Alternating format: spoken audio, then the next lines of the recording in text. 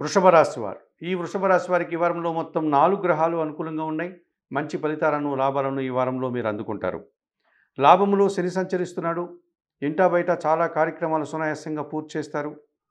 పనివారి సహకారంతో వ్యవసాయ రంగంలో గానీ, లేక పరిశ్రమల్లో పనిచేసే వారికి గానీ, మంచి ఫలితాలు రావడానికి అవకాశం కనిపిస్తుంది.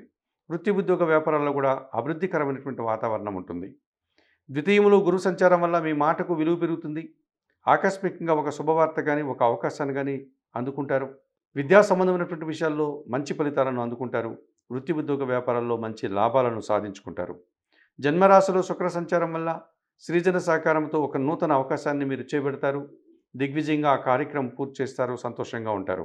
తృతీయ భావంలో బుధవారం నుంచి రవి అనుకూలమవుతున్నాడు. ఈ రవి కుటుంబపరమైనటువంటి ఆనందాన్ని, తండ్రి గారి ఆరోగ్యం విషయంలో సంతోషకర వాతావరణాన్ని, లేకపోతే అధికారుల అండదండలతో అభివృద్ధిని, ఆదాయాన్ని అందించే వాతావరణం వృషభ రాశి వారికి ఉంటుంది.